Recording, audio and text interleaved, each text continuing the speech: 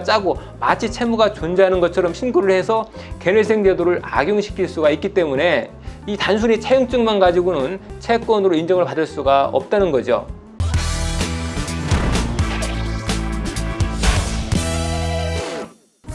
안녕하세요. 김신철 변호사입니다.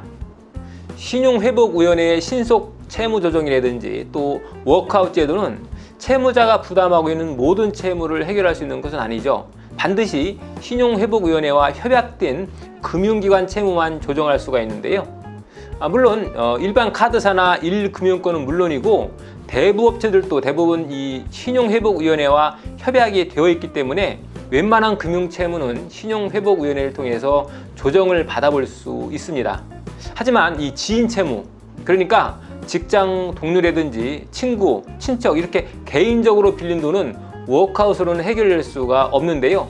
결국 이 신용회복위원회와 협약되지 않은 기관의 채무를 부담하고 있다거나 또 지인들에게 빌린 이런 채무, 이런 거는 개인회생을 통해서 해결할 수밖에 없는데요. 이 개인회생 제도는 내가 매달 법원에 납부하는 변제금을 각 채권자들에게 안분해서 배당해주는 형태로 변제 계획안을 짜죠. 그래서 지인들에게도 내가 빌린 총 채무 대비 지인들의 채무 비율, 그 비율만큼 배당을 받게 해줄 수가 있는 거죠. 그런데 개인회생 제도라고 해도 지인 채무를 무조건 다 인정해 주는 것은 아니고요. 인정받을 수 있는 요건이 있습니다.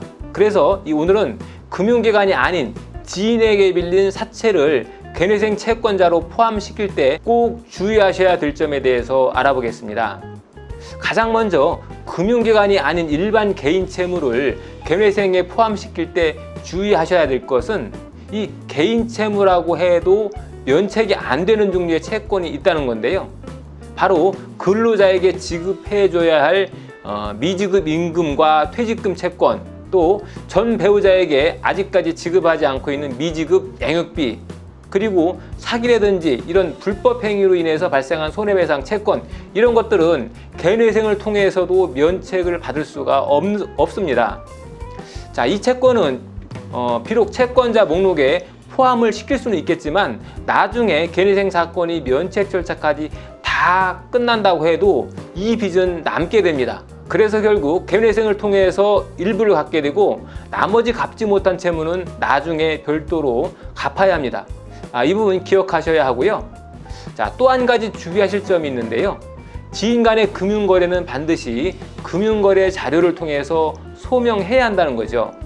은행이나 카드사를 통한 대출금은 해당 금융기관에 가서 부채증명서 발행만 받으면 곧바로 소명이 됩니다. 은행이나 카드사는 부채증명서만 있으면 굳이 입금된 금전거래 내역이 없어도 당연히 법원에서 채권이 있는 것으로 인정을 해주지만 이 개인 간의 금전거래에서는 흔히 쓰게 되는 차용증이 있다고 해도 법원에서 이것을 부채증명으로 인정해주지 않고 있습니다. 설령 그 채권이 실제로 존재해도 차용증밖에 증거자료가 없다면 개인회생에서는 회생채권으로 인정을 받을 수가 없다는 얘기인데요. 왜냐하면 개인회생 제도는 채무자가 법원에 변제금을 납부하면 그 변제금을 다시 채권자들에게 채권의 비율에 맞게 공평하게 안분 분배해주는 제도이기 때문이죠. 그래서 개인회생의 변제금 중에 일부를 빼돌리기 위해서 지인과 짜고 마치 채무가 존재하는 것처럼 신고를 해서 개인회생 제도를 악용시킬 수가 있기 때문에 이 단순히 채용증만 가지고는 채권으로 인정을 받을 수가 없다는 거죠. 그래서 반드시 이 통장 거래 내역을 통해서 입금된 사실을 증명해 줘야만이 채권자로서 등재시킬 수가 있는 겁니다. 그러면 통장에 입금을 받지 않고 현금으로 거래할 때도 있는데 이렇게 현금으로만 금전 거래를 한 경우에는 어떻게 입증해야 될까요?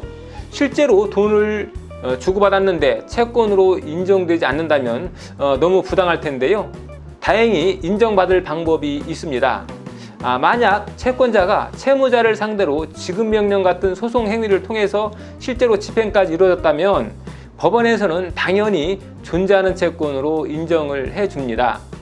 자, 결론을 내리자면 은행권이 아닌 개인 간의 채권도 회생 신청을 통해서 구제받을 수는 있지만 개인회생 제도로 해결하려면 개인 간 금전이 오고 간 금융거래 자료가 있다거나 또 그게 없다면 법원의 판결문이나 집행결정문 같은 그러한 공적인 문서가 반드시 필요하다는 겁니다.